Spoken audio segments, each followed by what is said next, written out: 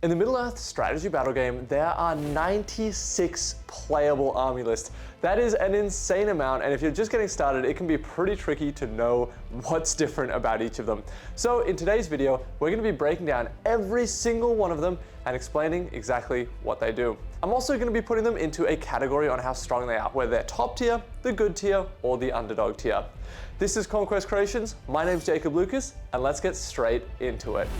Every single one of these army lists represents a moment from the books or films. The rules for all of these army lists are split across 3 rulebooks: the armies of Lord of the Rings, the armies of the Hobbit, and the armies of Middle Earth.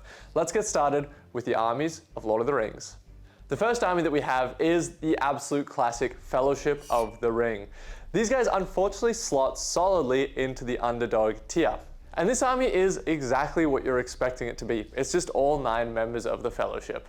In this army, you get to reroll failed wounds if you're nearby other members of the Fellowship, and you never count as broken while Frodo is alive. This one can be tricky to play because it's super low mortal count, but it's also a perfect way to get into the game because it's really cheap to buy, and it's low mortal count, so you don't need to paint that many guys. The next army list is the Shire. Now this is the Shire at the start of the Lord of the Rings movies, so kind of themed around Bilbo's birthday party, sort of. You get Gandalf riding his cart, as well as a bunch of these minor Hobbit heroes from Bilbo, Lobelia, Frodo, Sam, Merry Pippin, and quite a few others. You can also take Hobbit militia. This army is all about control. You get reroll failed courage tests across all of your models, which is pretty handy, and Hobbits are already kind of courageous for Hobbits, so it basically means you're never going to fail a courage test. When Gandalf rides on his cart, he can shoot his fireworks, and these have a ton of cool effects, but the important ones are generally debuffing enemy heroes. In this army list, he can shoot 2 fireworks with his cart per turn, which means he has a lot of control because that stacks with his magic as well. And finally, all the heroes get +1 to their fate rolls and can re-roll failed fate, so they are really, really durable. Well, they're not durable, they have terrible defense, but they've got a lot of fate keeping them alive. This army is very solidly in the top tier. In fact, I think it's probably one of the best armies in the game, and you can have a horde of hobbits. The next army that we have is the Road to Rivendell, and this is effectively all of the people that Frodo comes across on his journey from the Shire to Rivendell. So we've got Frodo, Sam, Merry, and Pippin, which is an obvious start. We can have Aragorn Strider, Arwen, who can ride Asphaleth, and then the Gatekeeper of Bree, Balam and Butterbur, Tom Bombadil, and Goldberry. This army is really, really fun and super thematic. It is solidly in the underdog tier because it's going to be pretty tricky to win with. We've got a ton of synergy here. Ultimately, this army basically relies on Arwen and Aragorn to kill everything, while everyone else is just support characters. In the army special rules for this, you get a free heroic march every turn, so those hobbits that only move 4 inches, if they're marching, they can go 7, so slightly faster than normal troops, which move 6. And Arwen gets a ton of bonuses. Basically, she can take Frodo, or she can ride with Frodo on her horse, like one of these super cool old miniatures, and then she gets a ton of bonuses, which makes her really, really strong. Tom Bombadil and Goldberry are great support characters.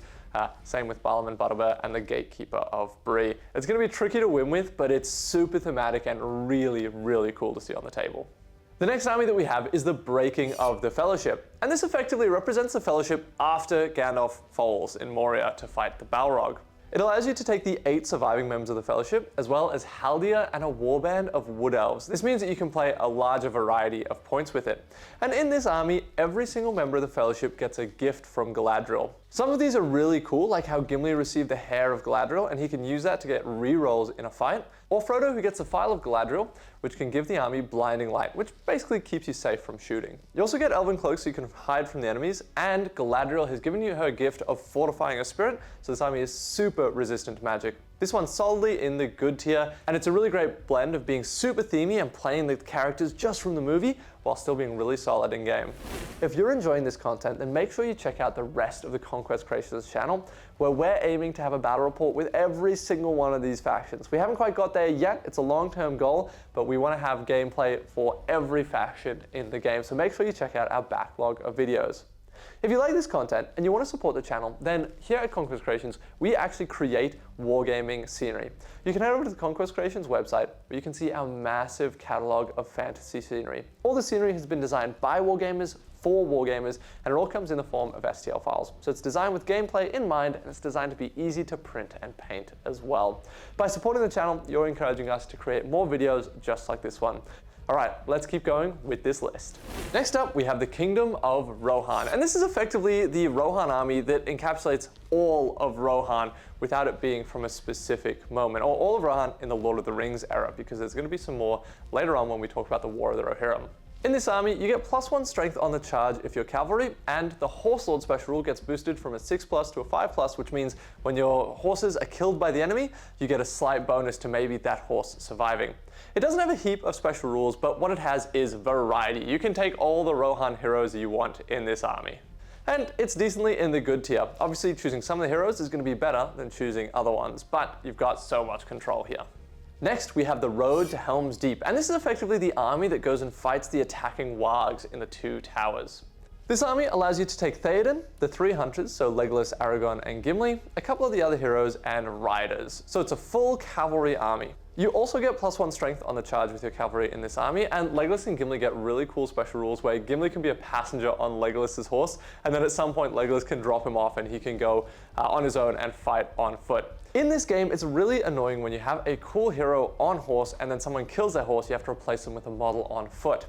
But this army list allows you to get around that. In this army list, you can remount a horse if a friendly warrior gives it back to your hero, making it really consistent. This one is in the good tier. The next army is the Defenders of Helm's Deep. This allows you to take Theoden, the 3 hunters, a bunch of other Rohan heroes, as well as Haldir and the Galadrim elves. Theoden and Aragorn count as banners, which means that they inspire the models around them to fight better, allowing them to re-roll a dice in the duel roll. You also get massive bonuses to your courage, because this is kind of the final stand of the people of Rohan. And finally, all of your bows have an extra 6 inches added to their range to represent being inside a big castle and shooting down at guys on the ground. This one's solidly in the good tier, and it's super cool and thematic, and it's all foot Rohan, which is different to the other ones, which have allowed you to take cavalry. Next, we have Ride Out. Now this represents the exact moment in the Two Towers when the heroes jump on the horses and charge out of Helm's Deep. So you can take all the heroes that you see there. So Aragorn, Legolas, Theoden, they all have to be on horse. There's a couple other heroes there, and just Riders of Rohan and Rohan Royal Guard. Now, like a lot of these Rohan cavalry armies, they get +1 strength on a turn in which they charge. And they can also reroll 1s in the duel roll. Now that's a really rare mechanic, and it's a really powerful mechanic that makes them a lot more consistent at winning fights. You also get the Fearless special rule on your whole army, which is really, really nice. And once per game, you can blow the horn of Helm Hammerhand, and all of your charging cavalry cause terror for that turn, which is just an extra little bonus. The big drawback with this army for all these great bonuses is that you must charge if able to, which gives your opponent a ton of control over your army. I think in the hands of a new player, this one's going to be really, really tricky to get right, but in the hands of an experienced player, I think this one could definitely be a top tier list. Next, we have the Riders of Eomer, and this represents kind of the other half of that scene where Eomer and Gandalf are charging down into the hordes of Uruk-hai. Now, Eomer got a massive glow up in this new edition, and he is a lot stronger. In this army, Eomer can call heroic combats for free every single turn, so he's absolutely going crazy, killing everything. Once per game, you can call the Look to the Light ability as Gandalf blinds his opponents, and that means that everyone that you charge into with cavalry that turn gets -1 on their duel roll. So really, you've got one big turn where you want to do as much damage as possible. And finally, like a lot of these Rohan lists, you get +1 strength on a turn in which you charge. I reckon this one's top tier. I like it a lot. With Gandalf, you have a lot of control with his magic and his Look to the Light, and Eomer is just a beast. Now, there are a lot of Rohan armies that we are going through, but don't worry, this is all the Rohan armies are squeezed into this section of the video. So if you don't like Rohan, bear with me, there's a lot of other ones coming. The next army that we have is the Riders of Theoden, and this is a classic moment from the Battle of the Pelennor Fields where Theoden gives a dramatically inspiring speech, and then him and the boys charge down into the horde of orcs. In this army list, once again, +1 strength on a turn in which you charge with cavalry. They could have baked that into the profile, but there's a couple situations where you won't get it later on. But you've got Theoden and a bunch of Rohan heroes, regular Riders of Rohan, and Royal Guard, so another all-mounted army here. In this army, your cavalry that are within 3 inches of Theoden or Eomer get the Dominant 2 rule, which means that they count as 2 models when they're in range and an objective for counting how many models you have. But the big rule, the reason that everyone wants to play this one, is the Death special rule. So once per game, Theoden can call Death, and that turn, every hero can call either a heroic combat or a heroic strike totally for free. So a little bit like how Riders of Eomer wanted to kill the enemy army in one massive turn, this is that just dialed up to 11. You're going to go in with all your heroes, you're going to call like 5 heroic combats and hopefully kill just about everything. This one is in the top tier, but these cavalry ones can be tricky to use if you're a new player. Alright, just 2 more Rohan armies, I promise. Next up, we're going back into the War of the Rohirrim era. So we have the army of Edoras, and this represents exactly what we saw in the War of the Rohirrim movie. So we have Helm Hammerhand, his sons, Halath Hammer, Freyalaf, Hera, and a bunch of the other little minor characters. And then all the Riders of Rohan, Warriors of Rohan, all the normal Rohan stuff is still here, it's just a different selection of heroes. And back in history, Rohan's a bit different because you're not getting +1 strength on the charge with this army. Instead, whenever your heroes charge into combat, that inspires all the warriors around them and they'll automatically pass their courage test to charge in. And once per game, at the start of the fight phase, if your general is charged, you can call 4th Eolingus, where all the warriors around him will re-roll failed to wounds within 12 inches. So that's, again, you probably noticed a lot of these Rohan ones, they want that one big turn where they do a lot of damage with their big cavalry charge, and this is no different. And Army of Edoras is a pretty good all-rounder list that's solidly in the good tier. The next army that we have is the Defenders of the Hornburg, and this represents the latter half of the War of the Rohirrim film, where they're all hunkered down inside the Hornburg of Helm's Deep. Well, it's not named Helm's Deep until after that movie, but they're in Helm's Deep, pretty much. And Helm is, instead of having the noble king version of Helm, you have the deranged Wraith of the Hornburg version of Helm. And you have Hera, the Bride of Death. So there's these 2 key heroes that are only in this list. You also get a couple other heroes, Warriors of Rohan and Riders of Rohan. Now, a lot of the Rohan armies allow you to take full cavalry. The Rohan riders are all equipped with bows, and usually you can only take a third of your army with bows, and most of the other armies, well, I think all of the other armies, have rules that get around this, but this one doesn't. So you're limited to 1/3 cavalry at a maximum, but you're defending a castle, so that kind of makes sense. This army to me really is all about Hera and Helm. These 2 profiles are really cool and a lot of fun. Helm gets heroic combats when he charges, and he's strength 6 as a man. He is the, there's not many strength 6. I think he's the only strength 6 model on a 25 mil base. Like usually like cave trolls and snow trolls are strength 6, but Helm is just a beast. So he's super fun to play with. He gets heroic combats. And in this army, one of the bonuses is if he kills a hero, basically all of the enemy models around him can get scared and run away from him. All of your troops also get dominant 2, which, as I was saying before, when they're in range of an objective, they count for 2 models for capturing that, and they get reroll 1s to wound. This one is in the good tier, but maybe a little bit lower down on the good tier list, but I can't call it an underdog at all. I think it's pretty solid. All right, we've made it through. No more Rohan armies. Let's go into Minas Tirith next. This is the generic Minas Tirith list that is representing Minas Tirith at kind of any point before the events of the movies, or even from the start of the movies. So we have Denethor, Faramir, and Boromir, Captain of the White Tower, as well as a couple other heroes, and you get a lot of variety when it comes to the troop choices. You get the regular warriors, the Fountain Court Guard, the Citadel Guard, you can take catapults, you can take Avenger Bolt Throwers, you can take knights, so you got a lot of options in this one. In this army, I really like taking Denethor, and a lot of the special rules are built around him.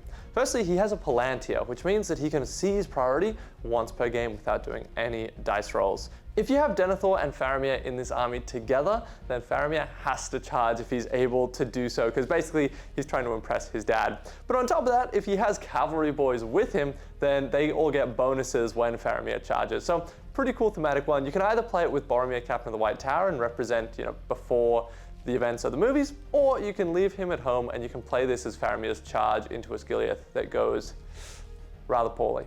It's an all-rounder list that has a lot of options, and it's definitely in the good tier. Next up, we have the Garrison of Ithilien, and this is Faramir's rangers and the boys that go with him. This army boosts its bow limit from 33% to 50%, so you can take a lot of archers in here. You also get either the Mountain Dweller rule or the Woodland Creature rule, depending on which one you choose at the start of the game, and that'll always just depend on, you can get to the board. If there's a ton of forests, choose Woodland Creature. If there's a ton of mountain stuff and rocky terrain, choose Mountain Dweller. In this army, you can take Frodo, Sam, and Gollum, and to be honest, these guys kind of really suck. But if you keep them alive, then at the end of the game, you get extra victory points, which sometimes can be the difference between a close loss and a close win. I think it's probably at the top of the underdog tier. The next army we have is the Reclamation of Osgiliath. And this is when Faramir and Boromir go together and kill all the orcs in Osgiliath and recapture it. There's kind of a flashback scene. Boromir gets the banner of Minas Tirith, which is not only a 6-inch banner, but it also makes you fight 4.5. So regular warriors are fight 4, but it means that they win all of the draws that they have. So against another fight 4 model, if they roll the same number, then the warrior of Minas Tirith wins. So it's basically fight 4.5, which is a little bit weird. There's not many mechanics in the game like that, but I really like it. And it's good because then elves still feel like elves, because it'd be silly if warriors of Gondor were better at fighting or equal at fighting as elves. But it's also nice that the warriors of Gondor are just a bit better than the other guys that are fight 4. In this, you gain the Mountain Dweller special rule, which helps you move through difficult terrain and ruins and things like that. And Boromir and Faramir can share their stats if they're close enough to each other. So Boromir starts with 6 points of might, and Faramir has 3 points of might. So that basically means Boromir is going to spend 9 points of might this game. You can also do that with their will and their fate as well. So it makes them a lot more durable and better at resisting magic, but you can also burn through their stats a lot quicker. Once per game, you can call for Gondor, which is a 6-inch +1 to wound bubble that helps you put some damage out. This army actually won a recent tournament that I was the tournament organizer of, so I'm going to put it in the top tier. The next army list is Atop the Walls, and this represents the siege of Minas Tirith from inside the city. So we have Gandalf the White as the leader. There's quite a few other heroes that you can choose from, Warriors of Gondor, and the Siege Engines, the Big Catapult, and the Avenger Bolt Thrower. In this army, Gandalf gives a 12-inch Hatred Mordor bubble. Hatred gives you +1 to wound, and there's a lot of Mordor models in the game, so this one is pretty handy. Gondor models within 12 inches of Gandalf the White also automatically pass all of their courage checks, which is really nice. And if your warriors are within range of an objective, they get reroll 1s to wound when it comes to shooting attacks and making strikes. Gandalf the White can take Pippin as a passenger in this army list, and basically that means that he gets massively buffed. He goes all the way up to 250 points if you do that, but I do think it's really, really worth it. If you like Gandalf, this is the army to choose. And if you want to get started by buying the Gondor Battle Host, then you can make this with everything in that box, and it's going to be a really fun place to start. Gandalf's not going to be easy to learn to begin with, but once you master him, he is very good. I was tempted to put this one in the good tier, but I think I'm going to put it just in the bottom of the top tier. Next up, we have the Return of the King. And this is Aragorn, Legolas, and Gimli jumping off the Corsair ships, entering the battle in the Pelennor with the army of the dead behind them. So you have to take Aragorn and the King of the Dead in this one, and Aragorn gets Anduril for free. Usually that's a 40-point upgrade, so that's a nice little bonus. You can take Legolas and Gimli, but Legolas is just so good that I'm expecting most people who are playing competitively are taking him as a third pick after the required Aragorn and the King every single time. You get 2 special rules in this. One is that Warriors of the Dead within 3 inches of Aragorn get +1 to their fight value, which is really good because it goes from 3 to 4, which goes from like the 3 is like the low average and 4 is the good average. So definitely takes them up to a much better place in game. And you get the Visage of Terror. When the King of the Dead charges into combat, he can spend one of his 6 will points to make the enemy models run away. This is a really, really easy one to collect if you're just starting out, because they relatively recently did new plastic models for the 3 hunters, so Aragorn, Legolas, and Gimli, the King of the Dead, and then the plastic Warriors of the Dead are relatively new, so they're pretty nice models. It's really low model count, and the Warriors of the Dead are pretty easy to paint given that they're ghosts, so if you're just starting out, I definitely recommend looking into this one. All of the ghost models also have an 8-inch move and automatically roll a 6 on jump, leap, and climb tests, as well as can go over water features. So they kind of don't care about terrain. They can just climb all over everything, and 8 inches is really, really fast. So I think this goes into the good tier.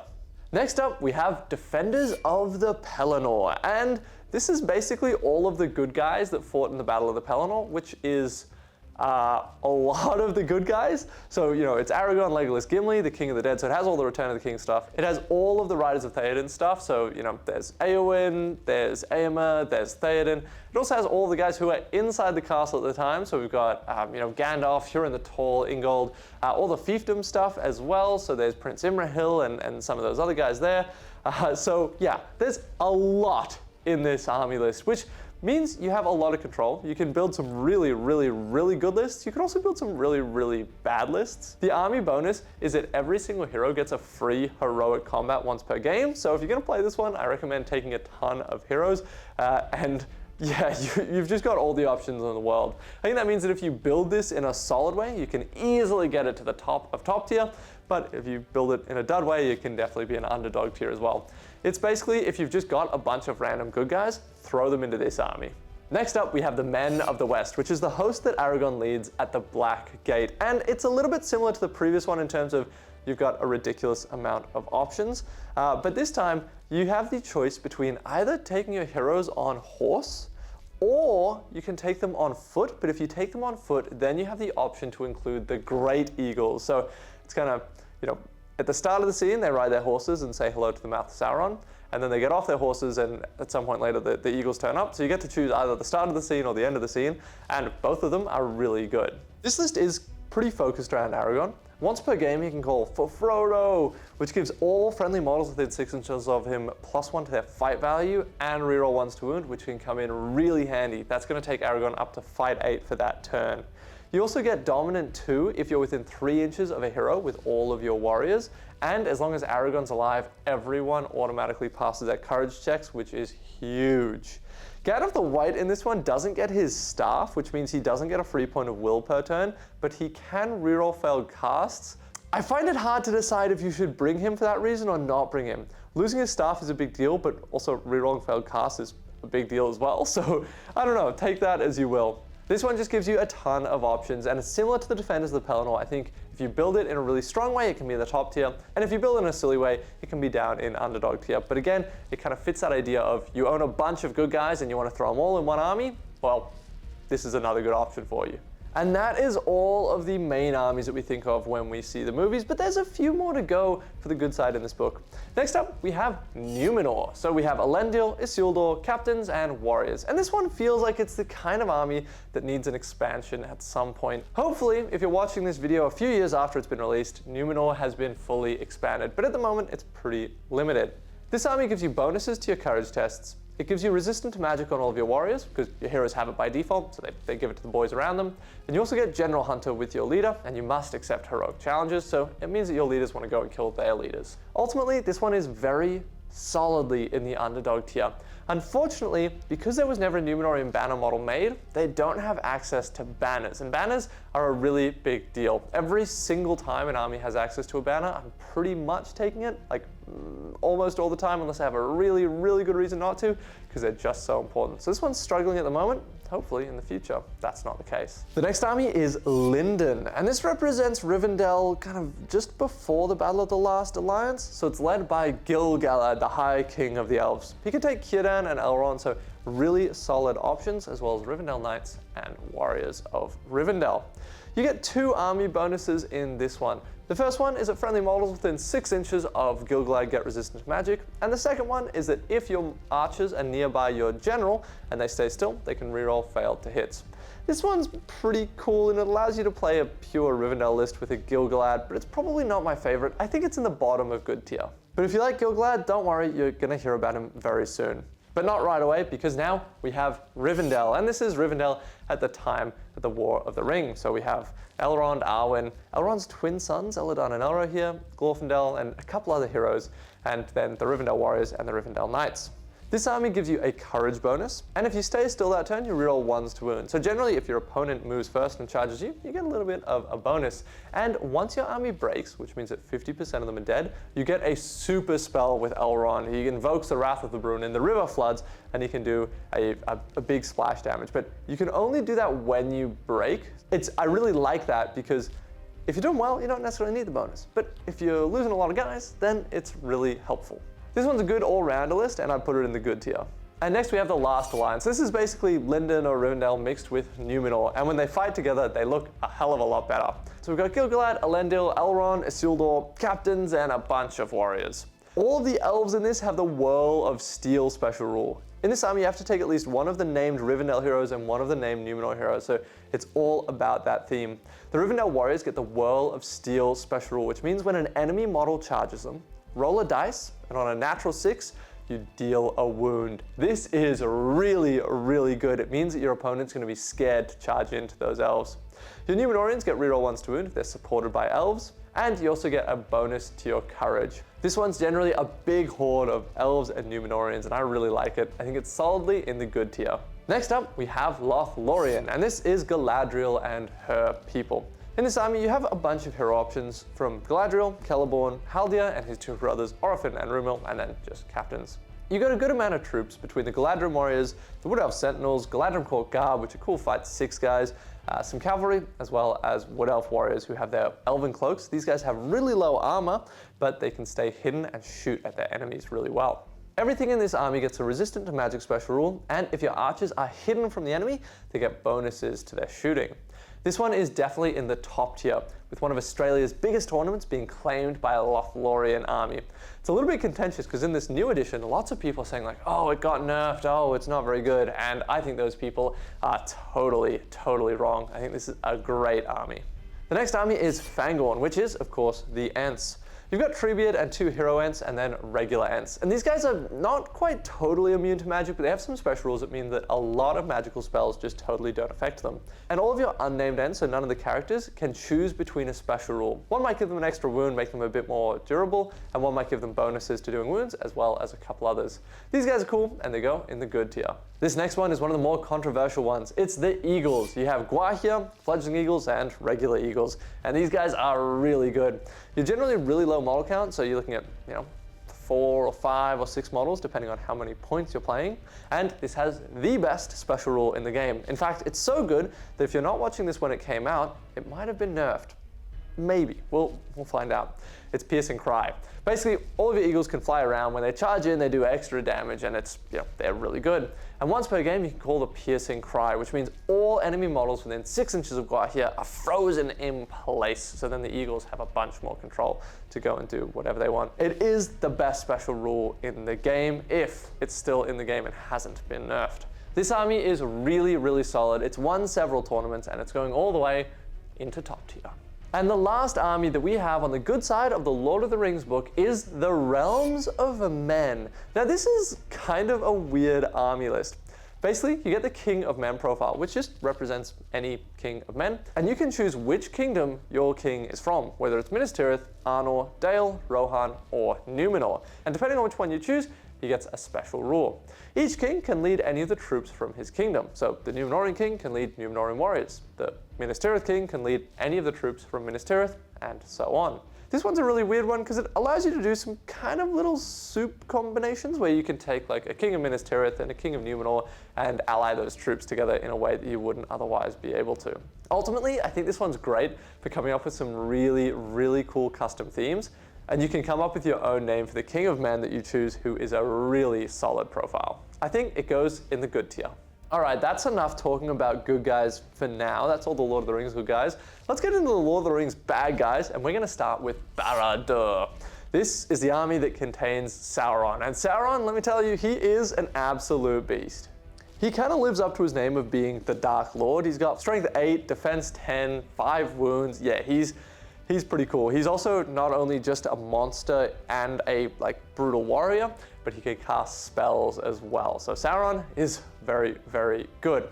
The army bonus for this allows him to take more models in his warband, and any models who can draw line of sight from get +1 courage. And usually, or in previous editions, the ways to defeat this army was you just avoid Sauron. You kill everyone that's not Sauron. But now he won't count as broken unless Sauron has taken a certain number of wounds. So the enemy doesn't really have the same option of just avoiding him anymore. They've got to go for him, and it's pretty hard to take him down.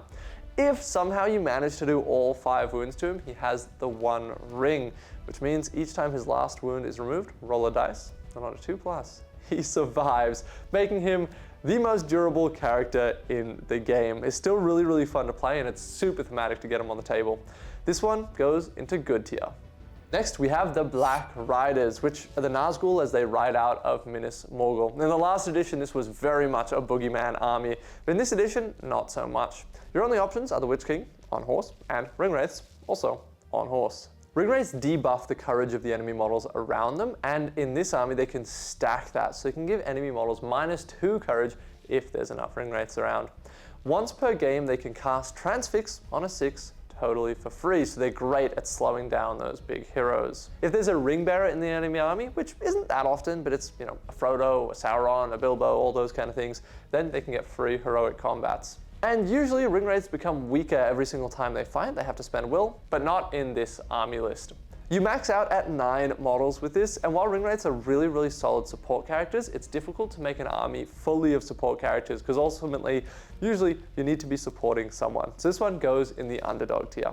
The next army is Wraiths on Wings, which, similar to the previous one, is all ring wraiths. This time they're on fell beasts. Now this one gives you bonuses for those fell beasts, so if you charge enemy models, you can do a strength 5 hit just as you go into that fight, and if you fly over the enemy models, you can kind of swoop down and hit them on your way through. Unfortunately, it's always going to be really low model count, because at a minimum they cost 170 points each, so it makes it kind of awkward to fit into some points. Like you can't play at 500 points because 3 of them is 510, and then 2 of them with a couple upgrades that they can take them. The upgrades don't really do a lot. Just isn't really viable at 500. Ultimately, this kind of falls into the same trap that the other one does. It's a lot of support characters without that big thing to support, so you're going to really struggle with it. I'm also putting this one in underdog tier, but it's a really, really cool looking army when you just turn up with like 3 big fell beasts. The next one is the army of Gothmog, and these are the guys that go into Osgiliath and pillage it. So you got Gothmog, Lurtz, a couple other minor heroes from Mordor, Moran and Orcs, and Trolls. Now last edition, I really, really like this army. I played with a lot, but this edition, it's a little bit of a wet tissue. Unfortunately, Gothmog has been nerfed pretty severely, so he isn't really good at fighting anymore, and he's still pretty expensive. This army is really, really good when you're fighting against men, because Gothmog has these aura bonuses that extend if he's in this legion. So he gives a hatred man bubble of 12 inches instead of 3 inches. And once per game, he can call the time of the orc has come, which is a battlefield-wide reroll failed to wounds. Your models also get reroll 1 to wound against trapped models, and Gothmog's standfast can affect friendly heroes. All of that sounds alright, but ultimately this army has really, really low courage, and the troops are relatively expensive. You get a ton of bonuses if you're fighting against men, but otherwise it's going to be pretty tricky, so I'm putting it in the underdog tier. Next up, we have the Legions of Mordor, and this is effectively the evil side of the Defenders of the Pelennor. It's kind of all of the evil guys wrapped into one army. It's not quite all of them, but it's a lot of them. All of them that were present for the Siege of Minas Tirith. So you've got Easterlings, you've got Haradrim, you've got a lot of orcs, and I think that's it. Anyway, there's a lot of stuff in this. You get a ton of options. The army special rule doesn't really do a lot. It's your heroes get reroll 1s to wound against your enemy heroes, which is nice to have when it helps out, but ultimately it's kind of a bit of a nothing army bonus. The strength of this is in all of the synergies that you can find yourself. By just having a ton of options, you can come up with some really, really good combos. That means that, again, a really good build could be in the upper good tier, but a dodgy build can be dodgy, so I'll put it into the good tier. Next up, we have Minas Morgul, which is the Witch King's kind of personal army that we see marching out of his foul city. And this one is really cool. You must take the Witch King. He is required in this. And your Orc warriors and Orc captains get the Blades of the Dead special rule. The Blades of the Dead means that they make strikes against the enemy courage instead of their defense. So if a model has a courage of 7+, then you do 10 minus the courage, which is 3. So it's a little bit of a workaround, but you get used to it really quickly. So your orcs are striking at an effective defense of 3. So with something like a Warrior of Minas Tirith, who's defense 6 or 7 if they have Shield Wall, instead of striking at defense 7, you're striking at defense 3, which is kind of like a +2 to wound. A lot of the time it's either a +1 to wound or a +2 to wound. Not every time, but a lot of the time. You also get a minor bonus to your courage against terror, and it debuffs ring bearers. There's not that many ring bearers in the game, but this is a cool little extra themey rule. Ultimately, I think that this one is in the upper end of good tier. It's also really easy to make using the Mordor Battle Host set, so if you want to start the game, this is one that you can definitely look at. Next up, we have Corinth Ungol, which is one of my favorites. These are the guys in the Tower of Corinth Ungol where Frodo gets kidnapped. So we've got Shagrat, Gorbag, Shelob, Mordor Uruk-hai, and Orcs. And the coolest thing that this army gets is the Animosity special rule. That means that if a Mordor Orc and a Mordor Uruk-hai are in the same fight as each other, they both get +1 to wound, so it can be really lethal. Gorbag and Shagrat also have a rivalry, so whichever one has less kills than the other gets a little bonus, and Shelob gets extra special rules. Shelob is absolutely fantastic. I've seen some people saying that she's not very good, and I reckon those people are totally wrong. I think this is a really, really solid army list. You can get a lot of numbers, you can get quite a lot of control. I want to put it in top tier. My heart's telling me to put it in top tier, but my head is telling me to put it into the good tier. Next up, we have the Black Gate, and this one will hold a special place in my heart after Alex and I won a doubles tournament with it. And this is the army that we see at the very end of the film, where they open the gate, there's the mouth of Sauron, a big troll, and a whole bunch of orcs. The big troll in this gets bonuses. He gets Fearless and an extra Might, Will, and Fate, which is so nice. It just makes him so much better. When you outnumber your enemies in a combat, you get +1 to wound, which is great because if you're already outnumbering them, you are likely or more likely to kill them anyway. So now you're just even more likely. You can take Morannon orcs and trolls and just you want to go for a horde with this because of that special rule. You also get the Temptation of Sauron, which is what takes this army from good tier to top tier.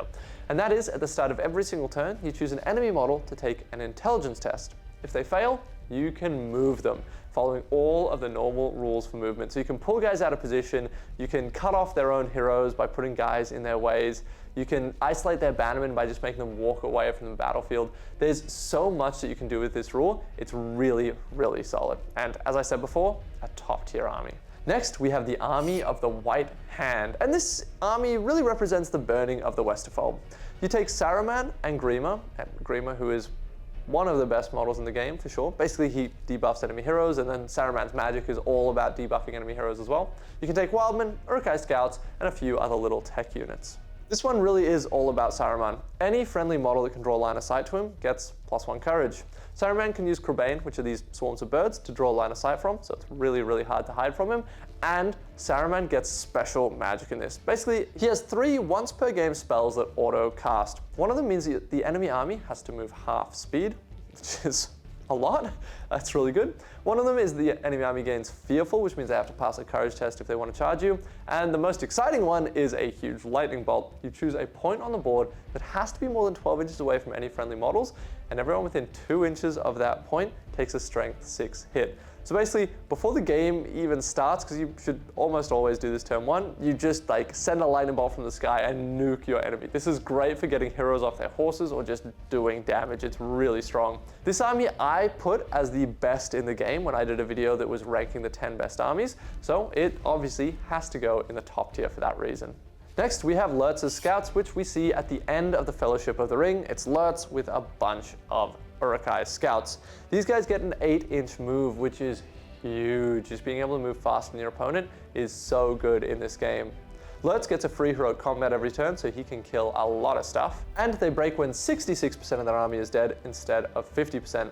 You can get decent models in this and a bunch of bows, so you're really good at shooting your enemy, and you can take the all-important Uruk-hai Drummer. When you sound the drum, you can move an extra 3 inches. You just can't charge. So that means that a lot of the time, before the battle lines meet, these guys are going to be moving 11 inches, which is faster than cavalry because they only move 10 inches, so it's really fast.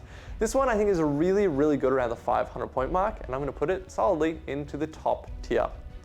Next up, we have Ugluk Scouts, which is kind of similar to this army, but it's the Two Towers version. So Lurtz is dead now, Ugluk's taken over, he's captured Merry and Pippin, and he's met up with some orcs.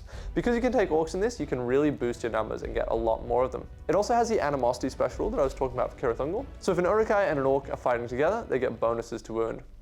Ugluk is just such a beast. He can kill orcs to give bonuses to wound, so that Animosity gives you +1 to wound. Ugluk can cut off a guy's head and give another +1 to wound, so it is very good at killing stuff. It's very high numbers. You can take a lot of shooting because of those numbers, and it's still really fast because the Uruk-hai Scouts still have that 8-inch movement. I reckon it definitely goes in top tier as well. So far, Isengard's doing pretty well. The next army is the Wolves of Isengard, and this is the pack of Warg Riders that ambushes the people of Rohan on their journey to Helm's Deep. It's led by Shaku, and he gets a free heroic combat every single turn in this, so hopefully he can do a lot of damage. You also get your cavalry charge bonus against other cavalry. Usually if a cavalry model charges a cavalry model, they don't get a charge bonus, but these guys do. And I think that makes sense because that's what we see them do in the lore. And then it's got 2 special rules that all focus on this being an ambush. Before the game even starts, you can roll a dice and you can move and shoot with that many models, so you can just get ahead up the table. And if it's Maelstrom deployment, you get heaps of bonuses. This army is all Wargs and Warg Riders, so you're moving really, really quickly, but because they're relatively cheap, it's still pretty high model count. I think that this one is really tricky to use correctly, but can be very strong in the hands of the right player.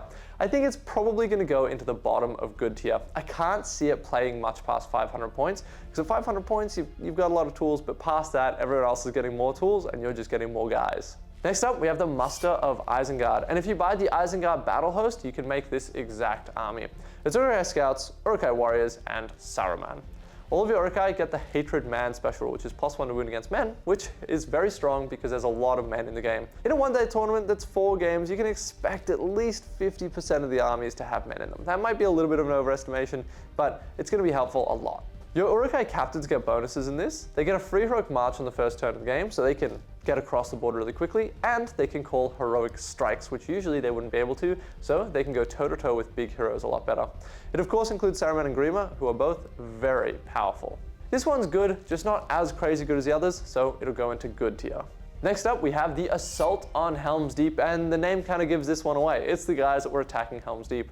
There's no named characters in this one, so the leader of your army just gets an extra attack and wound. So it's a 3 attack, 3 wound Uruk-hai captain, which is pretty solid. Similar to Lurtz's scouts, this one also only breaks when 66% of the army is dead, and it gives bonuses to the siege weapons. You can take the demolition teams, which are super fun for blowing up enemy heroes, as well as the siege ballistas, which get bonuses. Because you're not taking any of the named heroes, you can get quite a lot of guys in this if you don't go for the siege weapons. So you can choose siege weapon with a horde, no siege weapon and a massive horde, or a normal size army with a few siege weapons. And it's solid, it definitely goes into the good tier. Next up, we go to the War of the Rohirrim era, where we have the Usurpers of Edoras, and these are basically the guys that we see attacking Edoras in the movie, plus Freka for some reason. So we have Freka, Wolf, General Targ, and Lord Thorn, Wildmen, Crebain, and you can take Rohan traders, which is really cool.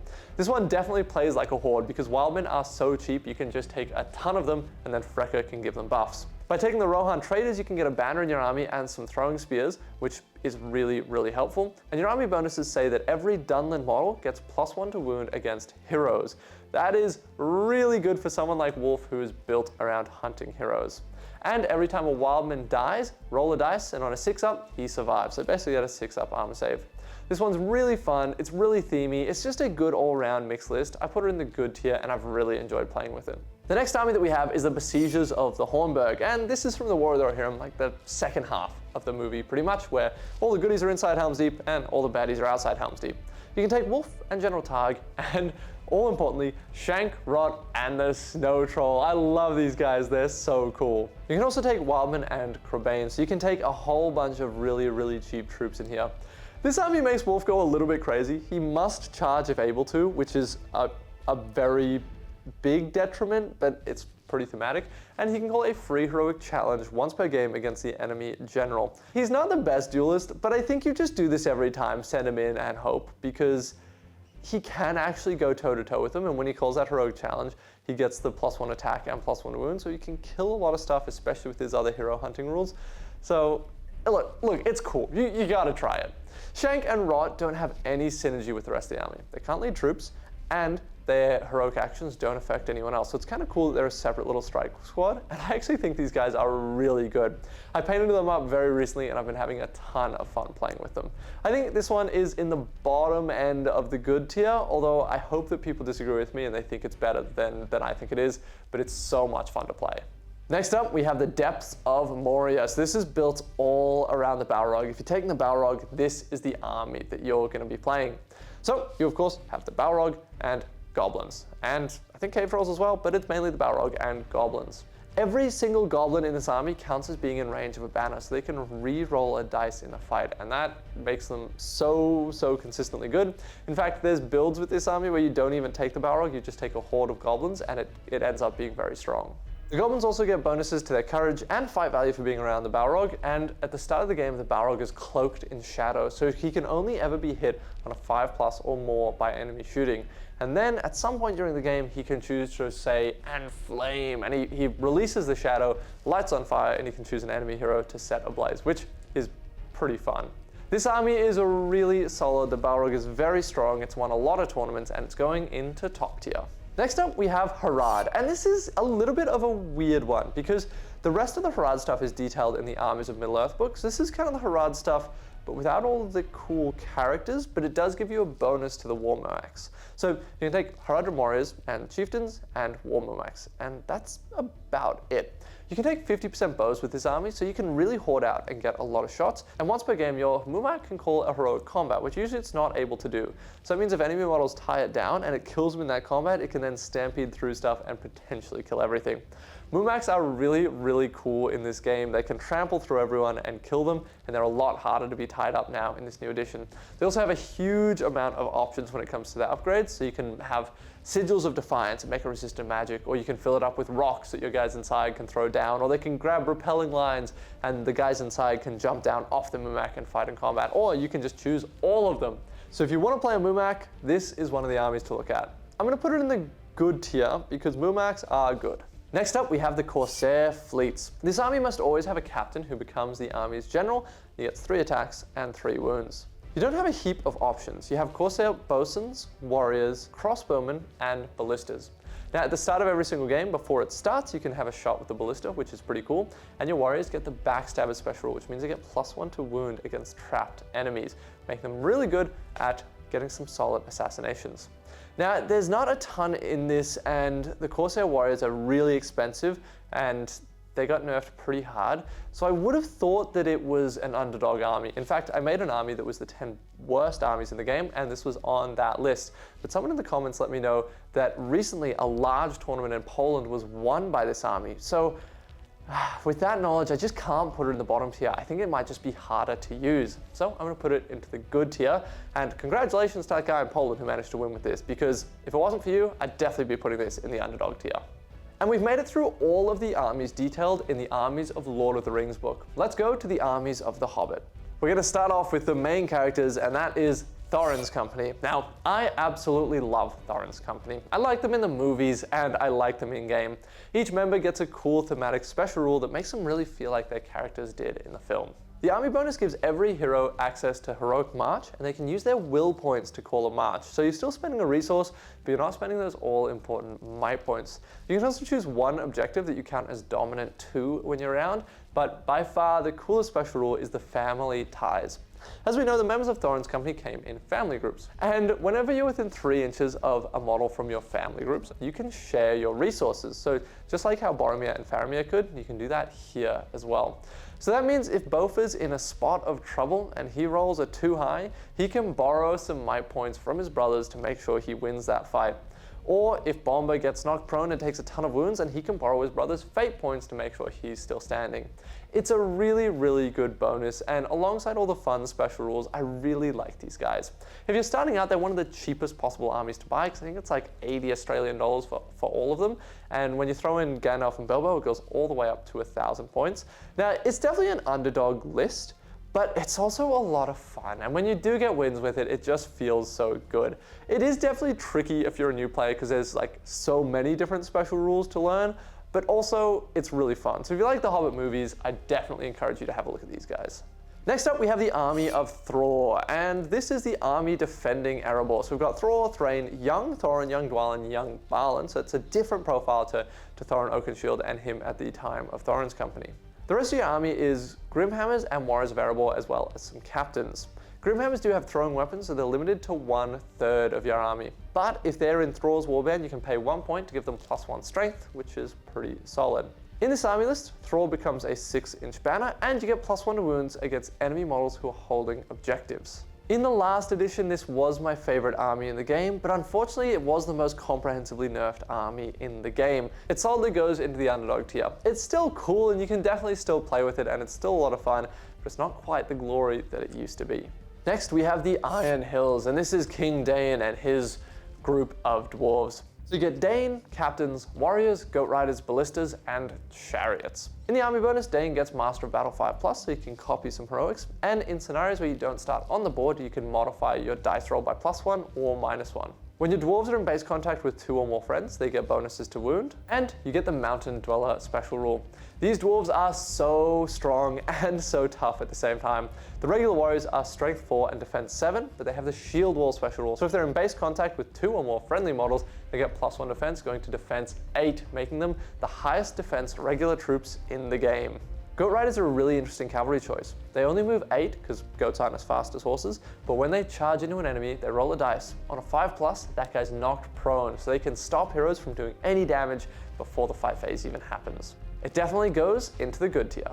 The next army is Erebor Reclaimed, and this one is basically the moment that Thorin and his company decide to rally outside Erebor and join the Iron Hills, and I like this army a lot. You can call heroic marches with all of the characters, and you can march and charge. Usually when you call a heroic march, that means you can't charge, but this time we break that rule, we don't care. You still have the family ties special rule with all the members of Thorin's company, and it's all the Thorin's company but as their champions. They're all wearing heavy armor, they all get slightly better pretty much, and they can lead Iron Hills troops. If you're all infantry at the start of the game, you also reroll all failed ones, which is really nice. The way that I play this army is just as pure champions of Erebor. I don't worry about the troops, I just take Thorin's company but in their heavy armor, because again, I love Thorin's company. I've got the lightly armored version and the heavy armored version, so it's just more ways to play it, which is fantastic. And it still has that family ties special rule. It's a lot better than regular Thorin's company. I've won quite a few games with it. It's still going to struggle in a lot of scenarios because you're dwarves and you're slow and you're low model count, so I'm going to put it into the good tier. Next up, we have the Army of Lake Town. This is a really interesting one. We start out with, we get the Master of Lake Town and Bard and Lake Town captains and Alfred and all that and Lake Town warriors, but you also get the dwarves that stayed behind in the Desolation of Smaug. So you get Fili Kili, Oin, Bofa, and Tariel.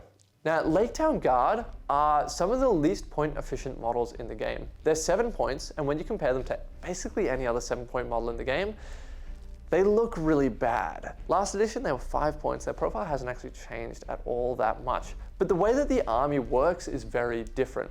Firstly, all the dwarves get reroll failed wounds, which is very nice. There's a few interactions with will points between the Master of Lake Town and Braga, the captain of the Lake Town Guard, and the Master can spend those will points to do different things like becoming a banner and giving fight bonuses to the guys around him. Tariel gets +1 to wound if the dwarves are within 3 inches of her and they're in combat, and Tariel's already really good, so getting a +1 to wound is even better. I like this army, it's one that I have the miniatures for, and I'm slowly working on painting them up, so I'm going to put it in the good tier. That might be a little bit hopeful, and I think that some people would put it in the underdog, but I'm going to stand by the good tier. Next up, we have the Survivors of Lake Town, and these are the guys inside Dale fighting against Azog's hordes. Bard gets a ton of bonuses in here. He gets Mighty Hero, which gives him a free point of might every single turn, which is pretty crazy. That's Aragorn's special rule, just to show you how good it is. And he also becomes Fearless. The troops get bonuses for being around the heroes while they're fighting, and they reroll 1s to wound when they're in range and objective. One of the really cool special rules that this gets is Bilbo being able to steal objective markers off people, which I really like. I think that this army does go into the underdog tier. I think if you played last edition, it's a ghost of what it used to be, but I still think there's a lot of play that you can do with it, and it's just a really cool moment in the lore. Next up, we have an army that doesn't go into the underdog tier. We've got the Garrison of Dale. This is the army that fought against Smaug when Smaug came and destroyed them. And given that they get totally wrecked, maybe they shouldn't be as good as they are.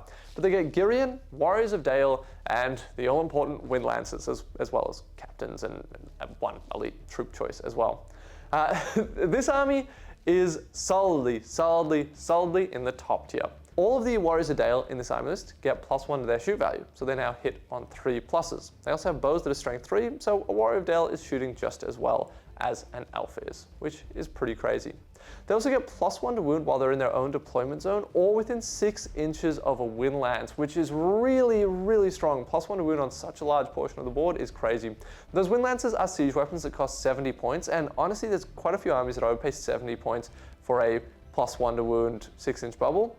And then it's also a siege weapon, and it has a siege veteran that has a point of might, will, and fate. So it's really solid, really good at shooting. It definitely goes into the top tier.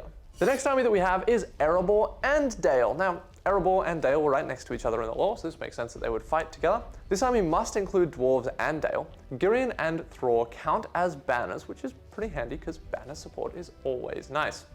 Your Dale guys can be 50% bows, and your Dwarf guys can be 50% throwing weapons. Now that might seem like a good thing, but that is actually a direct nerf, because usually it would be 1/3. So if you had 50% Dale and 50% Dwarves, then 1/3 of the overall army, which would then be 2/3 of the Dale guys, could take bows, but instead it's limited to 50%, and same thing for Dwarves. So I think, for me personally, I'm not a very big fan of this one. Every time you spend a point of might, you roll a dice, and on a natural 6 you keep it, which doesn't sound reliable, and it's not, but it is really good. You also get bonuses if the Dwarves and the Dale are fighting together. This one goes in the underdog tier. Next up in the Hobbit book is Rivendell again, but we did already cover that in the Lord of the Rings book, but if you want to play Rivendell, you can find it in either of those two books. Next up is the Halls of Thranduil. So these are the Mirkwood elves led by Thranduil, and this one is pretty solid. So you get Thranduil, Legolas, Tauriel, captains, and a couple different troop choices. You got Mirkwood Rangers, Palace Guard, and Mirkwood Cavalry. Friendly warriors within 3 inches of Thranduil get +1 to wound, and they treat him as a banner. And if you take Palace Guard, they also get +1 fight when they're within 3 inches of Thranduil. So this really revolves around Thranduil buffing the rest of your army, and he himself is really solid as well. If you want to play elves and you just want to kill everything, then this is the army for you. I'm going to put it in top tier. And in fact, I'm going to put it at the highest of all the elven armies. Next up, we have the Rangers of Mirkwood, and this is from the Desolation of Smag when the Rangers come and save Thorin's company. So you can take all of the members of Thorin's company, Legolas, Tauriel, Mirkwood Ranger captains, and Mirkwood Rangers. Mirkwood Rangers are 14 points, which is a lot, but this army allows you to take 100% bows, so you can play pure Mirkwood Rangers if you would like. So you can absolutely shoot your opponent off the table. If you choose to take the members of Thorin's company, they don't get any bonuses for fighting with or around the elves, and the elves won't be affected by their standfasts or their heroic actions, which is a really, really major nerf. The Dwarves do get reroll Failed Fate in here, so they're a bit more durable. Legolas gets boosted by getting the Knife Fighter special rule, and the Mirkwood Rangers get the option to shield if they would like, so they can stay alive a bit better. Ultimately, those Mirkwood Rangers are really expensive, and they're only 1 attack, defense 3, so they do just die really quickly. I'm going to put this one into the underdog tier. Next up, we have the Battle of 5 Armies, and this is similar to like the Defenders of the Pelennor, where it's basically just all the goodies. Everyone who's at the Battle of 5 Armies, from Gandalf, Radagast, Bjorn, Gwaihir, Dane, Thranduil, Bard, all the members of Thorin's company in the Champions form, you've got unlimited options here. You get reroll failed 1s to wound if you're nearby models of other races, so like if you have dwarves and men fighting together. And ultimately that army bonus doesn't really do a lot, but the strength of this army is in its options and the amount of control it gives you. I'm going to put it in the top tier, but it kind of has that same caveat of a good build on this is definitely in the top tier, a dodgy build is definitely down in the underdog tier. So good luck list building. Next up, we have the Assault on Ravenhill, and this is one of my favorite armies. It's Thorin, Dwalin, Feely-Killy, Legolas, Tauriel, and Bilbo. So basically all the guys that end up in the climax of the Battle of 5 Armies up on Ravenhill. And everyone here gets bonuses. Legolas gets Fight 7 and 3 attacks, which is crazy, and he's also holding Orcrist. Once per game, he can throw Orcrist to Thorin, so then Thorin can hold Orcrist. Thorin is a 6-inch banner, and he counts for banner VPs in the scenarios. Feely and Killy both get an extra attack. Dwalin gets a free heroic combat if Thorin is nearby, but he must use that to go and join Thorin. Tauriel can re-roll failed wounds, which is pretty good, and Bilbo can use his throw stones as a throwing weapon. So it's basically just the boosted version of all these guys. I really like it. I think it's pretty solid. It is 650 points if you take everything. You can drop some to play it at other points if you'd like, but ultimately you want to play this at 650 points. It's probably in the top of underdog tier or the bottom of good tier because it's still going to really struggle being mainly slow with a bunch of movement 5 guys and not very many models, but oh boy, can it absolutely murder an enemy's army. Next up, we have Radagast's Alliance. So you can take Radagast on an Eagle as your leader in this. Your army bonuses are all your Eagles get +1 strength on a turn in which they charge. And if Bjorn kills someone in the combat phase, then in the subsequent movement phase, he gets a heroic move for free. All of the models in this are really, really good. You're low model count, but you're fast because you got Eagles, and they're all monsters, so they have dominant. And because they're all monsters, they get all the monster rules, so they're really strong. I'm going to put this one into the top tier. Next up is the White Council. These are the guys guys that go to vanquish the Necromancer. So it's Elrond, Galadriel, Saruman, Gandalf, and Radagast the Brown. You also get Thrain the Broken. Each model in this gets bonuses that can help affect their nearby heroes, and you get the ability to cast spells while you're engaged in combat, which can be really powerful. Usually, if Gandalf gets charged, he won't be able to cast a spell that turn, but in this Legion, he can, so he can really shut down anyone who's trying to kill him. Now, you can't do this with every single spell, just certain ones of them. This army is really cool, it's very thematic, and it's, I think, similar to Ravenhill, probably the top of Underdog or the bottom of the good tier. Now we're on to the evil hobbit lists, starting with the army of Gundabad, and these are just the bad guys from the Battle of Five Armies. So we've got Azog, we've got Bolg, we've got all the cool monsters from the Gundabad trolls, the catapult trolls, the ogres, the warbats, and then of course just regular troops and the berserkers as well. So quite a lot of options here. You get this battlefield-wide effect that does quite a few things. It's basically the banners that Azog's controlling in the movies. They give you special rules. They're not represented on the board in a model or anything. They're just, you get special rules for them. You can raise one of these banners each turn, but you can't raise the same one 2 turns in a row. One of them counts as a battlefield-wide banner effect, which is very nice. Another one gives all of your heroes free heroic marches for the turn, and another one gives everyone in your army a 6-up save if they take wounds. And once per game, you can blow the Horn of Golgoroth, which gives you a +2 courage to every one of your models on the table. And it gives enemy models -2 courage. If your general is Azog or Bolg, they also get the Master of Battle 5+. There's a lot of options, there's good special rules. I'm gonna put this one in the top of the good tier. It's kind of hard to write a list with it because I just want all of the cool monsters. Next up, we have the Pits of Dol Guldur, and this is the Dol Guldur army before they march to war. So we've got Azog, the Keeper of the Dungeons, Hunter Orcs, the Fell Wargs, and regular warriors as well. So not quite as many options as the army of Gundabad, but still a good amount. The big rule in this one is the surprise attack. Once per game, you can win priority, and your opponent cannot call heroic moves, so you're guaranteed to move first. It's really good. Everyone gets resistant to magic, and you get +1 to wound against models that can cast spells, which is really cool and thematic because they're out there to kill wizards. This army goes into the good tier. Next up, we have Azog's Hunters, which is Azog and Bolg and a whole bunch of Hunter Orcs on Wargs, and just Wargs on their own. There's also 3 heroes, Yaznek, Fimble, and Nazug, who are really, really solid choices. You can take 50% bows in this army, and you get Morgul arrows, which means if you deal a wound to a model, every single turn from then on, that model must roll a dice at the start of the turn, and on a 6, they take another wound. Obviously, against just warriors, this does nothing because they have 1 wound anyway, so they take a wound, they're dead. But against big things like heroes and monsters, it can be pretty cool. It doesn't really necessarily do a lot, but it's nice and thematic. You also get Woodland Creature and Mountain Dweller, +1 courage when you're charging against terrifying models, and +1 courage when you're charging against models with the Terror special rule. Now, in this army, the main thing are your troops. Regular Hunter Orcs are just 1 attack, but if they charge, they get 2 attacks. And that's pretty good. They used to just get 2 attacks by default, so they got nerfed a little bit, but the big thing is the cavalry. If you charge the cavalry, they're just 1 attack. But if the cavalry charges you, they get 1 attack for being cavalry that's charging, and 1 attack for being a Hunter Orc that's charging, meaning they get 3 attacks, they win the fight, they knock you over, so that doubles to 6 attacks. So this is a glass hammer. As glass hammer as you can get in this game. I'm gonna put it in the good tier. Next up is the Rise of the Necromancer, and these are the guys that fight against the White Council. So it's the Necromancer, the 9 Ringwraiths in their Dol Guldur form, and the Keeper of the Dungeons. If you take everything, I'm pretty sure this ends up being 1,000 points. And this really revolves around the Necromancer. Every time he casts a spell, he gets to add another dice. So he starts with 25 will, and he has to use that to cast spells, and he has to use that as his fate, because he's only 1 wound. If he runs out of will, he dies. So it's a really, really interesting unit. But if he chooses to cast a spell, say he wants to cast a Transfix, and he's going to spend 1 point of will, that means he can roll 2 dice instead of just the 1, so a big bonus. He can also cast 2 spells per turn if you would like, but they can't be the same spell, and keep in mind if you do this too much, you're going to run out of will and just die without your opponent ever even getting to you. This one's really cool because every time the Nazgul die, they can come back and they can kind of teleport around where they come back. They're all 1 wound and defense 6, so they die a lot, like each one's going to die multiple times throughout the game, but they're going to respawn and pop up somewhere else on the battlefield. So it's a really, really interesting and unique one to play while being really low model count. It goes into the good tier. Next up, we have Goblin Town. These guys are gross. We've got the Goblin King and a horde of goblins. You're always going to have a lot of models when you play this one, and this list is really built around the Goblin King. He's by far the strongest model in this army, and he has a 3+ blubbery mass save, which means every time he takes a wound, he rolls a dice on a 3, he ignores it. He's totally fine, totally healthy, which is really, really cool. There are a few things that ignore that, like magic and elven-made weapons, because he's scared of those.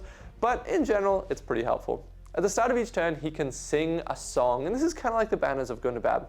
One of these songs makes him a 6-inch banner, one of them gives all the guys around him a 6-up save, and one of them helps them pass courage tests. He can't sing the same song 2 turns in a row. The Goblin King can do a bunch of cool things, like pick up his own warriors and throw them at the enemy, or charge through them and kill his own guys to get into combat. One of the army bonuses also means that when he or Grinner, who's just one of the little goblin captains, kills an enemy hero, they can stuff them in a bag, and if he then survives the game, he gets an extra VP, which is really helpful. This list also allows you to increase your warband size by 6, so a regular captain can lead up to 18 goblins, so you can really get a lot of numbers on the battlefield. It goes into the good tier. Next up, we have the 3 trolls. This is one of the most unique armies in the game. Firstly, for all 3 trolls, it costs 400 points. But then they can take a series of upgrades that cost 50 points each, so you can play them from anywhere from 400 all the way up to 1,000 points. I think they probably are the best around the 550 to 600 point mark, because some of these upgrades are just way better than the others, but it's really, really cool that they can just keep stacking on their bonuses. These 3 trolls are really, really solid. Like they're just trolls, and each of them has a cool, unique special rule. So one of them has a special rule where if he wins a fight, instead of striking a wound against you, you roll a dice, he rolls a dice, you add your strength, and the difference is how many wounds you take. And he is strength 8. So if you're strength 4 and he's strength 8, you know, on average, he's going to be 4 above you and deal 4 wounds to you, which is really solid. There's another one that can sneeze on you, which halves your fight value, so he's pretty consistent at winning fights. These guys go in the good tier. The last army in The Hobbit is the Desolator of the North, Smaug. He comes in at an even 700 points, and he is a humongous dragon. Like, hard to put it any other way.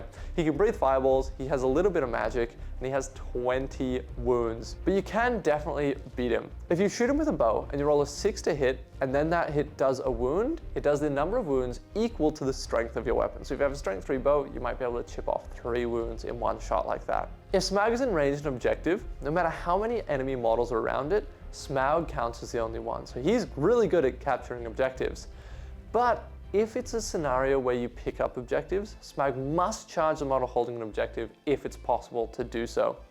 At the start of the game, your enemy is given 3 gold tokens, and they have to give these to 3 different models in their army. If it's possible for Smaug to charge these models, he must do so. So it gives your enemy a lot of control over him and where he goes, but it means that he doesn't just sit in the back flying around shooting fireballs all game in a not very fun way. Overall, he's really cool. It's incredible to see this model on the table, so he's going to go into the good tier. That's all the armies of the Hobbit book, so now we're getting into the newest book, The Armies of Middle Earth. And these are all the armies that we didn't see on the screen in the films. Let's get straight into it. We're going to start off with the Battle of Bywater.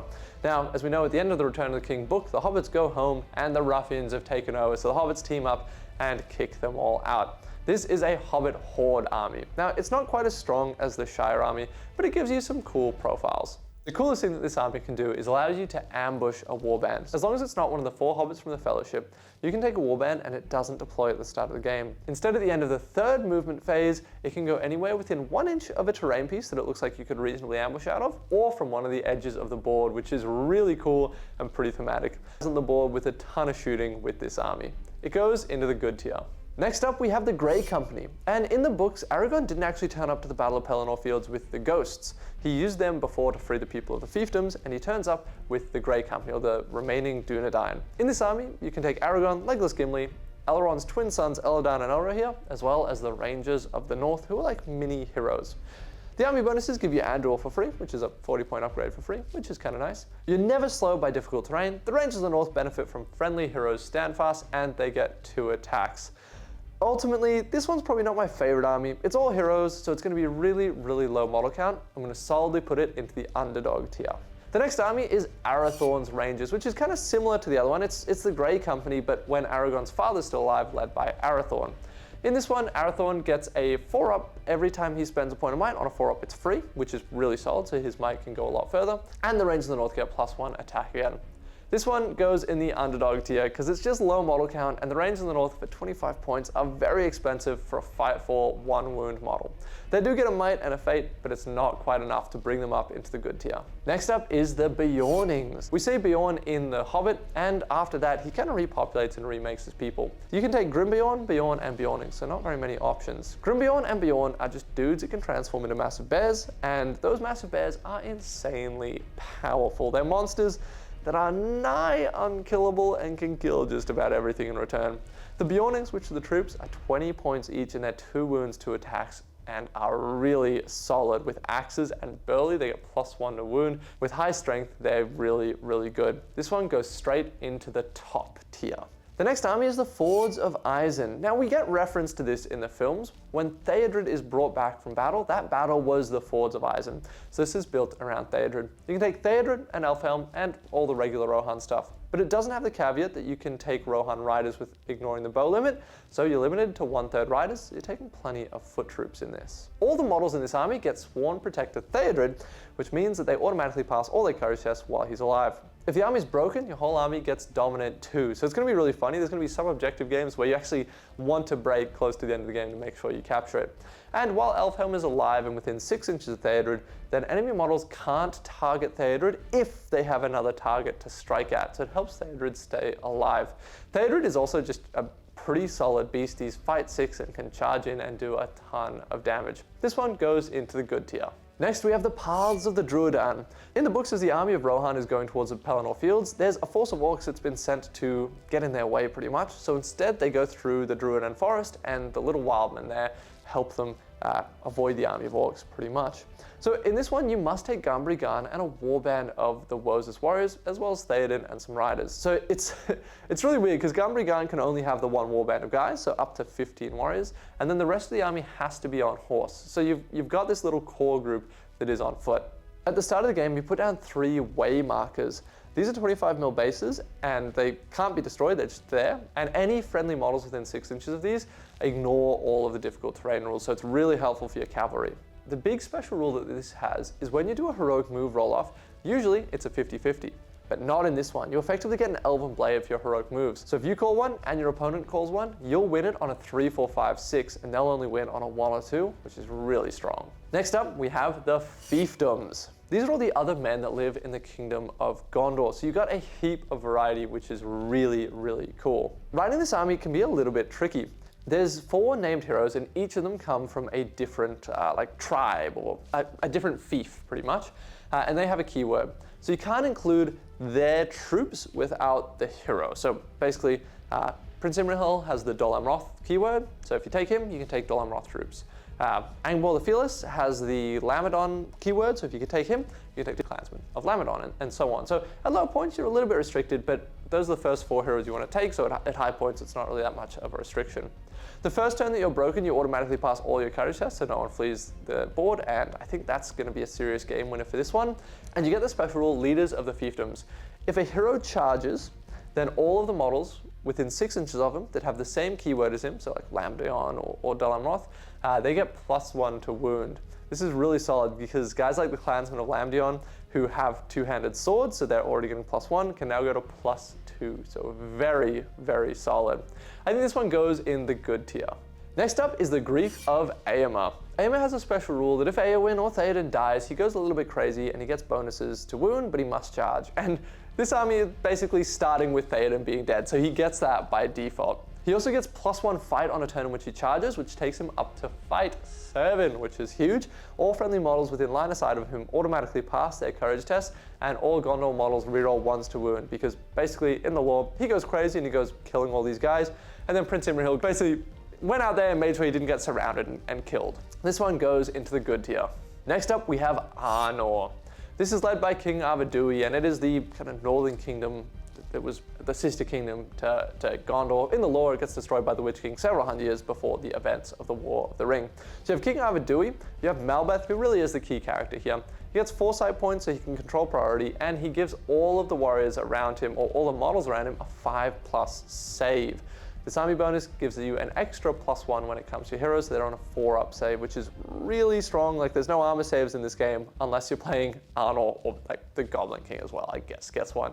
You also get a Palantir, which means that at the start of any turn you can choose just to win priority, which is pretty handy. And your courage is really low. A lot of your guys are courage 8+, but if they're within 6 inches of Arvidui, they automatically pass all their courage tests.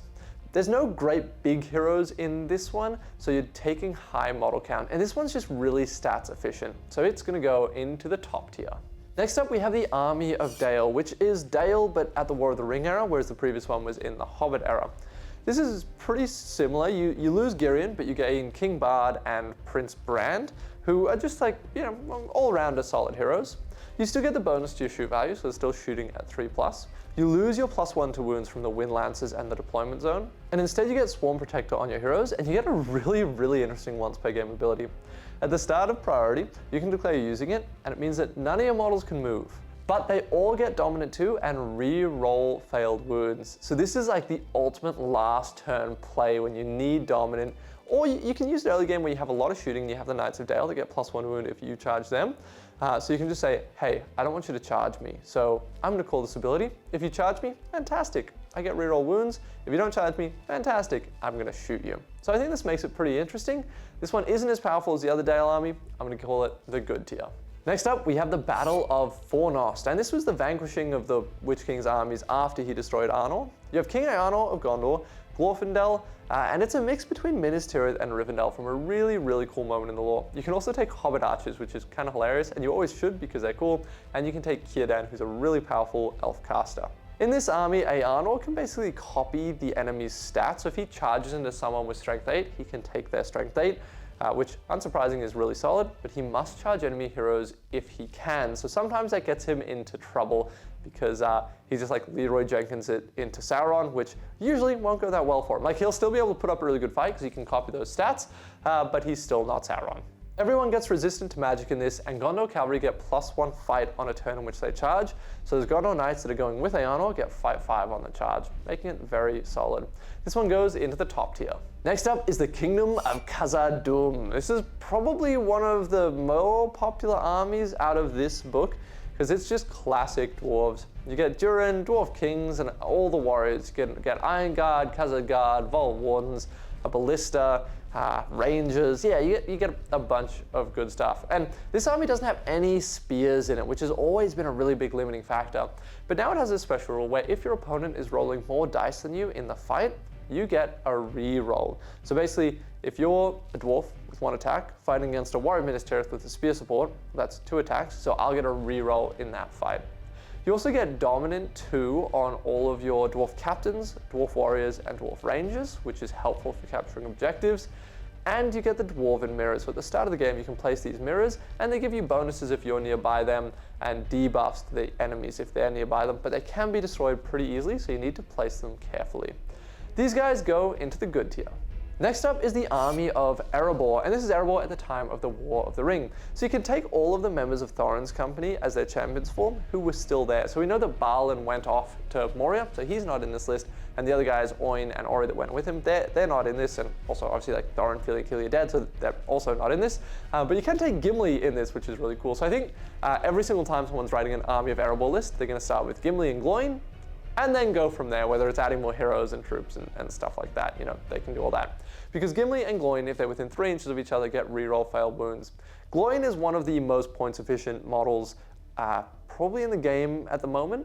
He has 3 attacks base with a 2-handed weapon, so it's -1 to win that fight unless he gets a 6. But if he's outnumbered in the fight, he gets an extra attack. So if he can charge into 2 guys, he goes to 4 attacks, and he's rerolling failed to wounds with +1 to wound, so he can put out a lot of damage. Friendly models that are spear supporting also get +1 to wound, so this can put out a lot of damage, and all the heroes in this get a heroic combat for free once per game, so even more damage. This is one that I'm going to be playing very soon, and I'm going to put it into top tier. I think it's got to be top tier. I haven't played with it yet, but it just looks so good on paper. Next up, we have the Defenders of Erebor, and this is the forces of the Iron Hills and Dale who have teamed up to fight against the Easterlings that we know happened in the book. In this, you get synergies for the men of Dale and the dwarves fighting together. Your leaders, Thorin and King Barad-Dur, one of the two, they count as banners, And if Dane is trapped, then the other king gets a heroic combat for free to go and join him, and vice versa, and that also works on the princes. So it's really built around those characters. It's pretty solid, and it goes into the good tier. And with that, we are done with all of the good armies from the armies of Middle-earth. So it's just the evil armies and armies of Middle-earth, and then we've made it to the end. We're going to start off with the Army of the Great Eye. And this is basically everything Mordor. I'm a little bit confused about why it exists, but that doesn't matter. You can take all of the Mordor stuff. It is required to take a ring wraith, so you can't just do pure Orc Horde, unfortunately.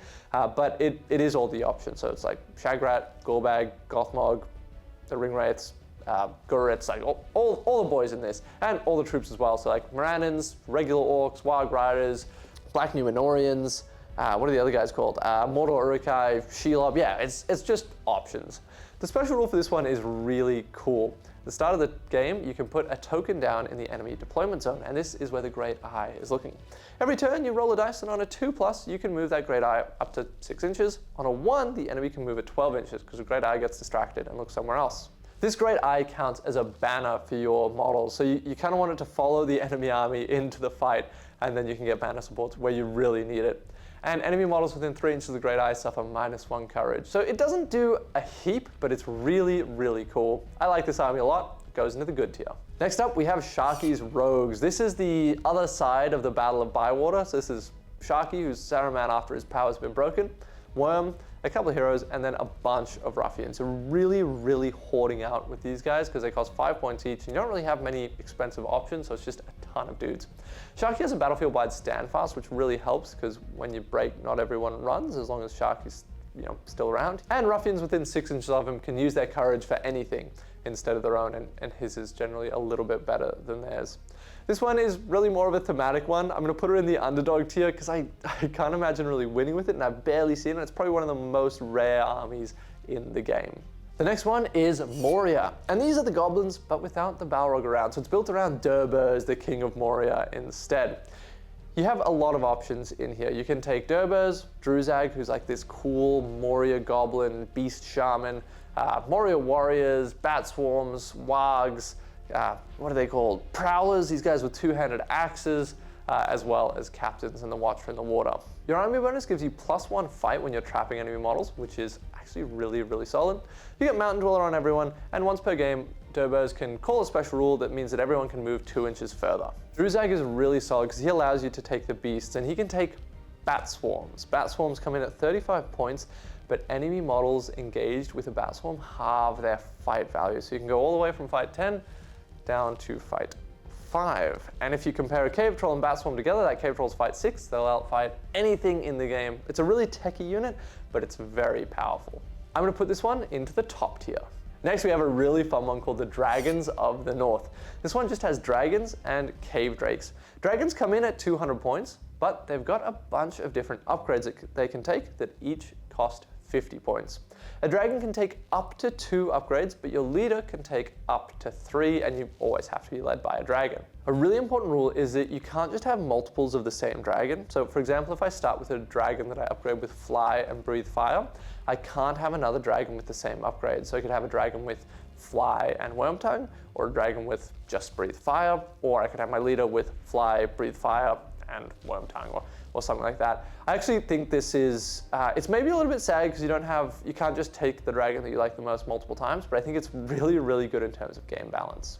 This also has a really, really cool mechanic with gold. Each time a dragon kills an enemy model, roll a dice. On a natural 6, you've got a piece of gold.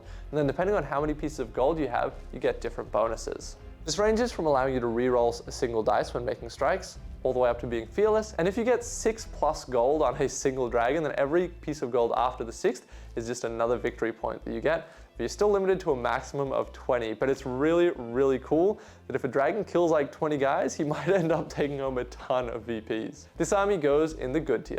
Next up, we have the Host of the Witch King, which is the army that went and destroyed Arnor to begin with. You have quite a lot of options in here with the Witch King, captains, Aldrak, Nazthak, and the Shadow of Rudar, all of which were made for the Rise of Angmar supplement. And they're just cool guys that do a variety of different things. You got Orc Warriors, Werewolves, Spectres, Warg Riders, and maybe a couple of little things here and there. But it's really built around the Witch King. In this army, your warriors gain the Terror special rule if they're within 3 inches of a spirit. The Witch King gains +1 fight value if he's fighting against men, and he doesn't lose a will point for fighting if he wins the fight. This one is all round solid. You can make it using the Mordor Battle Host set, so it's a really, really good one for beginners who are just starting the game, and it goes into the good tier. Next up is the Shadows of Angmar, and these are all the guys that I don't really know what they did in the lore, but that's okay. You have Gulliver, who's this big, humongous, giant flying bat guy. Now, at this stage, he has a 6-inch move and the fly special rule, which is really weird because most things that fly move 12, but he doesn't, he moves 6. We'll see if that gets fixed in an FAQ or if it's on purpose. I'm not really sure, but I guess we'll find out. Well, you're probably watching this video after this has come out, so I don't know, we'll see if it's found out. And your troop choice here are really interesting. You have werewolves, you have all the ghosts like specters, shades, the shadow of Rudar, as well as just all the regular orc stuff like orc warriors, orc captains, and wild riders and all that stuff. In this, all the spirits get in the Stalk Unseen special rule, and werewolves do have the spirit keyword, so they all of a sudden can sneak around and be really stealthy. Similar to the previous one, warriors within 3 inches of a spirit gain the Terror special rule, and if you kill an enemy hero, then for the remainder of the next turn, the whole enemy army gets -1 courage. It goes into the good tier. Next we have Burdur's Horde. Burdur is this cool hill troll chieftain. He can take hill trolls, a bunch of orcs, and the men of Khand Dûm. If Burdur kills an enemy hero, he becomes fearless for the rest of the game, and everyone gets Woodland Creature and Mountain Dweller in this army. But the only reason you take this is for the ambush special rule. It's kind of similar to the Hobbit ambush from the Battle of Bywater. Basically, Burdur and his warband don't start on the board. At the end of the move phase, on the 3rd turn, Burdur and his warband deploy anywhere within 1 inch of a piece of terrain that they could ambush you out of, which is really, really cool. I have a lot of fun playing against this one, and it goes in the good tier as well. Next up, we have the Wolfpack of Angmar. So we have Wild Bog Chieftains, Wild Bogs, as well as Werewolves. So not very many options, but they're all cool beasts. This army has 4 special rules. Firstly, the leader gets an extra Might, Will, and Fate. Secondly, there's the Wolf Howl. Once per game at the start of the combat phase, you can declare this, and your whole army gets +1 fight. You have Feral Charge, which means that if you win the fight, you knock your opponent down, so you can double your strikes. This applies to everyone. So usually that's just a special rule that the werewolves have, but now it's on the Wild Bogs and the Chieftains as well. And lastly, Protect the Alpha. If your leader is wounded, he counts as a 6-inch banner. This is funny, because you always concede points for your leader being wounded, but in this one, you kind of want your leader to get wounded because it boosts the rest of your army. This one goes into the good tier. Next, we have the Army of Khand Dûm. These are one of the men factions that was sided up with the Witch King in the Fall of Arnor. It's led by Aldrak, who's actually a really, really solid, just evil dude, and Fraked, who's kind of a wizardy guy who gives bonuses to the rest of the army. You can take orcs, Khand Dûm warriors, and hill trolls, which is all pretty cool. If a hero kills a model, then in the next turn they get +1 to their fight value, and Aldrak also gets heroic combats if he kills someone for the next turn. So he, just builds up momentum the more guys that he's killed. If you charge, your warriors get +1 fight. So that means with the hill trolls, if they charge, they go up to 5/7, which is really nice. And finally, banners have a 6-inch range rather than 3 inches, so that is good. The Warriors of Khand Dûm are really not very points efficient, so I'm going to put this one in the top of the underdog tier. The next army is the Easterlings.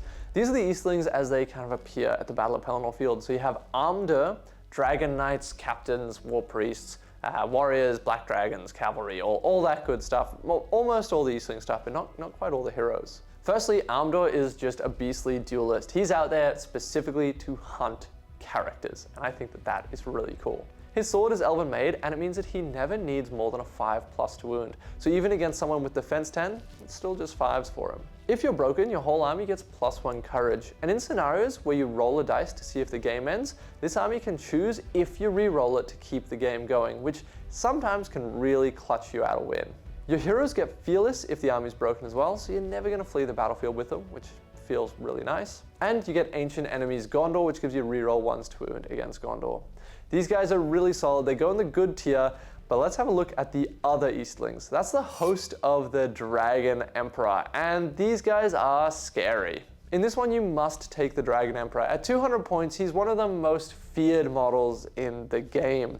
He's basically riding on this humongous palanquin. He's got a ginormous base, which really, really limits him, and I don't think people realize quite how much that limits him, but he's on this ginormous base. You can also take Rutabi, who is one of the most insanely good characters in this game. Like, she was last edition. Who is Rutabi and why is she so good?